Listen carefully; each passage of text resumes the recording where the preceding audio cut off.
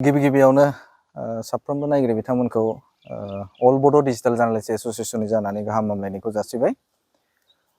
दिनै चिरां जिल्ला बर' खौरांगिरि हान्जा बिथांमोननि जे सेथि गायसन सान आरो बे सेथि गायसन सानखौ बिथांमोना खोब गाजा गोमजायै नैबे रुनिकाटानि सिङाव थानाय नैबे रुनिकाटा ब्लक बेवहाय बिथांमोना खोब मोजां हाबाफारिजों बिथांमोना मावफुंदों। फुंबिलि समाव बिथांमोना फ्लेग दैखांनाय हाबाफारि बेखौ बिथांमोना मावफुंदों। बेनि उनाव मुंख्लंफोरनो बिबार बावनाय बे हाबाफारिखौबो बिथांमोना मावफुंलांबाय आरो हाबाफारि बायदियै बिथांमोना जे चिरां जिल्ला बर' खौरांगिरि हान्जा जे बे हान्जानि दिखां जाना थानाय जे मावसुमा बिबानगिरि बिथांमोना दाफामफिननाय बे हाबाफारिखौ बिथांमोना लादों।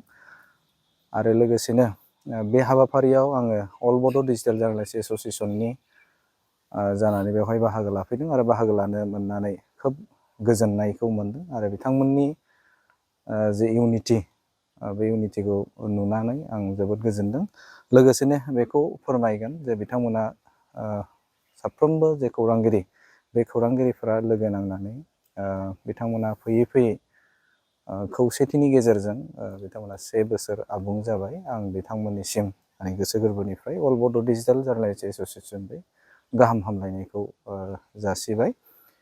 आरो गोजोनथाव बाथ्रा बेजोंनो लोब्बा लाखिनानै बिथांमोना अल बड' डिजिटेल जार्नालिस्ट एस'सिएशननि जे आवथायाव थानानै बिथांमोना सिगांनि थामहिनबा नैबे चिरां जिल्ला खौरांगिरि हान्जा बेखौ मुं सोलायनानै नैबे अल बड' डिजिटेल जार्नालिस्ट एस'सिएशननि आवथायाव थामहिनबा अल बड' डिजिटेल जार्नालिस्ट एस'सिएशन चिरां जिल्ला होननानै बिथाङा बिमुं होबाय आरो बेखौ दिनैनिफ्राय बिथांमोना बे मुंखौ केबिनेट सावरायलायनायनि गेजेरजों बे हाबाफारिखौ लादों। आंबो नैबे अल बड' डिजिटेल जार्नालिस्ट एस'सिएशननि जानानै बिथांमोननि हाबाफारियाव आंखौ हांख्रायनो लाबोनायनि थाखाय आङो बिथांमोनखौ साबायखर बावदों।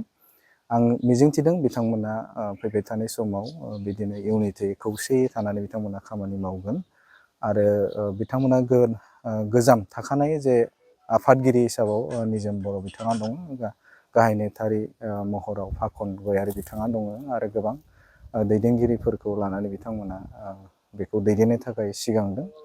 दा बिथांमोननि इयुनखौ आङो हास्थायदों। अल बड' डिजिटेल जार्नालिस्ट एस'सिएशनआ दिनै गिबि खेबनि थाखाय चिरां जिल्लायाव नैबे जिल्ला बेखौ दानाय जाबाय। फैबाय थानाय समाव नैबे बाक्सा जिल्लाखौबो जोङो नैबे अल बड' डिजिटेल जार्नालिस्ट एस'सिएशननि जे जिल्ला बेखौ दाफुंनाय जागोन। लोगोसेनो उदालगुरि थागोन, बेनि उनाव क'क्राझारखौ जों दाफुंनाय जागोन।